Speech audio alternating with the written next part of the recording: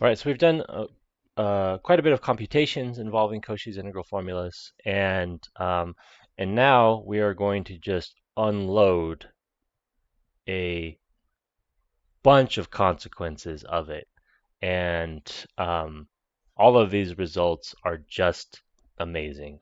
So the first one, our first consequence, is something I've already mentioned, but it's worth stating. It's worth shouting from the rooftops, even if that is what you are inclined to do.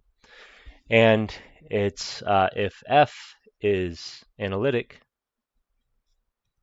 in a simply connected domain,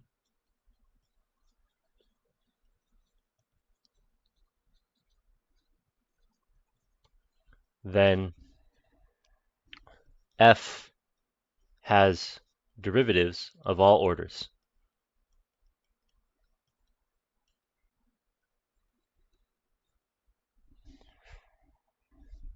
at all points of Z, all points Z and D.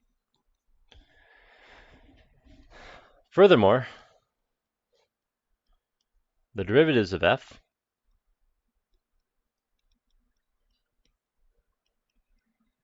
so F prime, F double prime, F triple prime, and so on, are all analytic and hence also have derivatives of all order.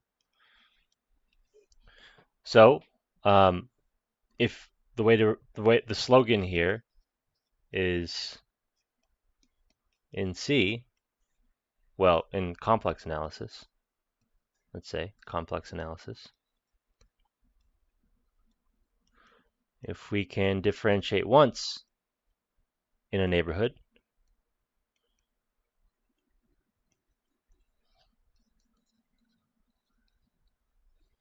then we can do so infinitely many times.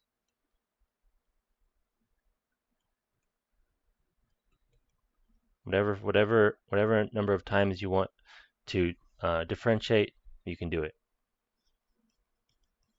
Any number of, dang, that sentence got away from me. Any number of times. Wild. Absolutely wild. Next theorem. This is somewhat new, although not really, but we will use it in a minute. This is called Cauchy's inequality.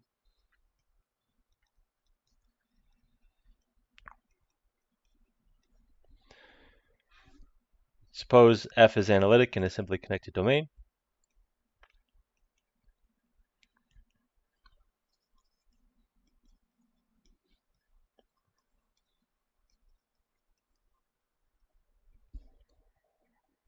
And C is the circle.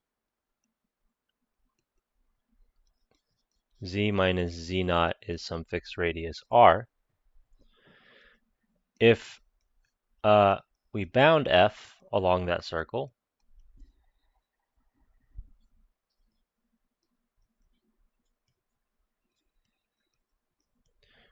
how do you know that you have such an M? It's the extreme value theorem. So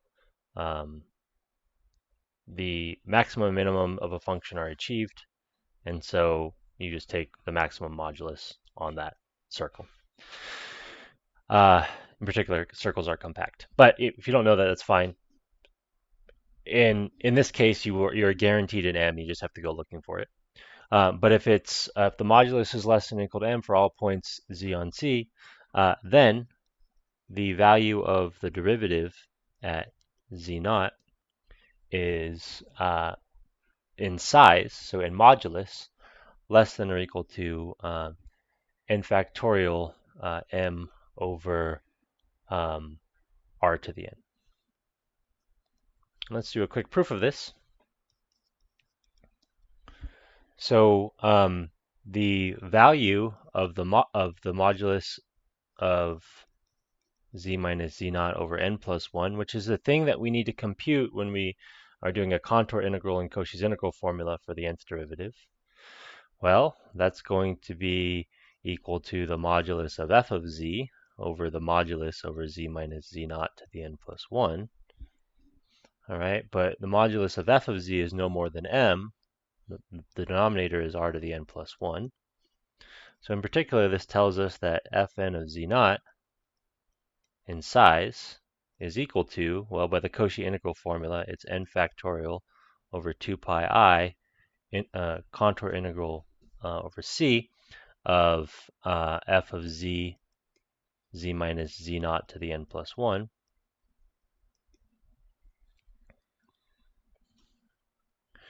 And the modulus of n factorial over 2 pi I is n factorial over 2 pi. And then we have the modulus of the second guy. You can move the modulus inside at the cost of a less than or equal to sign. Well, let's even do better. We had a theorem. Let me just put the modulus outside for a second. We had a theorem on this already, so I'm just going to quote the theorem. So we saw that the value of a contour integral is less than or equal to any bound on the argument's bounded by m over r to the n plus 1, times the length of the contour. But the length of c is 2 pi r, because it's a circle of radius r, so it's just its circumference. So the r will cancel one of them, and the 2 pi's cancel. And we get, lo and behold, mn factorial over r to the n. So how do we read this? We read from left to right, this quantity less than or equal to this quantity, which is what we wanted to show. All right, we're going to deal with more consequences in the subsequent videos. But these are our first two.